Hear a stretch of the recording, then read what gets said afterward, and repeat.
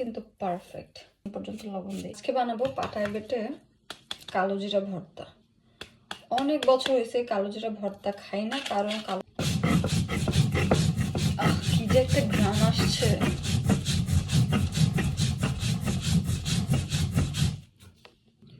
আমি হচ্ছে একটু পানি দিয়ে দিয়ে বাটতেছি, কারণ অনেকদিন বাটাবাটি করি না, একটু কষ্টই লাগতেছে। পানি দিয়ে দিয়ে বাটলে একটু সহজ হয় আর কি।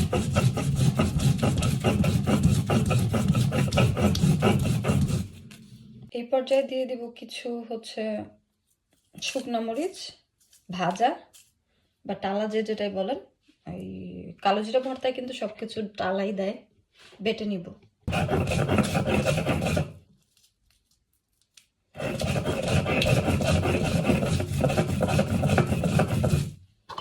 এখন দিয়ে দেবো কিছু ভাজা রসুন আর পেঁয়াজ, আর এর সাথে আমি একটু লবণ দিয়ে দেবো, কারণ এখন পর্যন্ত লবণ দিইনি।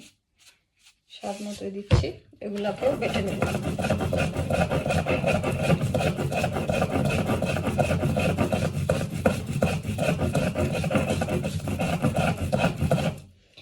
সবকিছু ভাজার অনেক সুন্দর একটা ঘ্রাণ আসতেছে। সবগুলো মিক্স করে নিচ্ছি। এখন লাস্ট একটা বাটা দিয়ে দিব। এখানে কি ধনেপাতা দেয় কি দেয় না আমি কনফিউজ, তার জন্য আর দিচ্ছি না।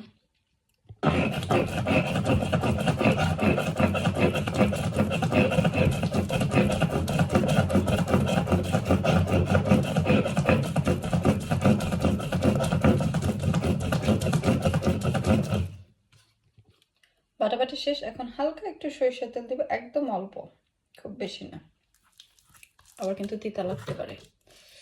মিক্স করে নামিয়ে ফেলবো আর পাটায় ভাত মাখাবো। গরম একটু ভাত নিয়ে নিছি।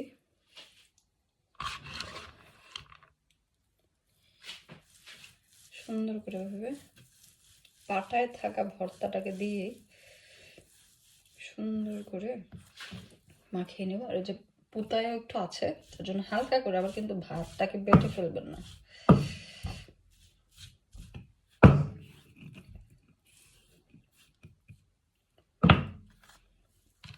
এখন আমি একটু ভর্তা নিয়ে নিচ্ছি আর হালকা আর একটু লবণ নিয়ে নেব। এই ভর্তাটা একটু লবণ কটা হলে ভালো লাগে।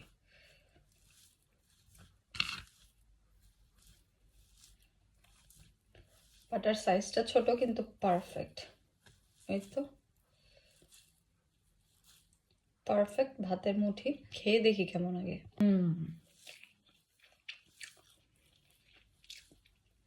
অনেক মজা, অনেক। এটার স্বাদ কিছুর সাথে ভাগ করা যাবে না।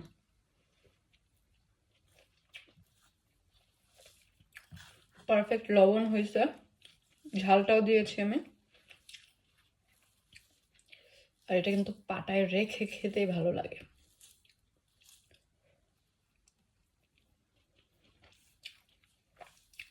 আলহামদুলিল্লাহ। ইংল্যান্ডে বসে পাটায় ভর্তা বেটে আবার পাটা মাছে ভাত খাওয়া একটা ভাগ্যের ব্যাপার। সরি, আমি মুখে ভাত নিয়ে কথা বলতেছিলাম, যেটা বলা উচিত না। আমি শেষ করি পুরাটা, একাই খাবো, কারণ বাসায় কেউ নেই, বাচ্চারা স্কুলে, হাজব্যান্ড জবে, তখন আমি এই কাণ্ডগুলা করি আর কি।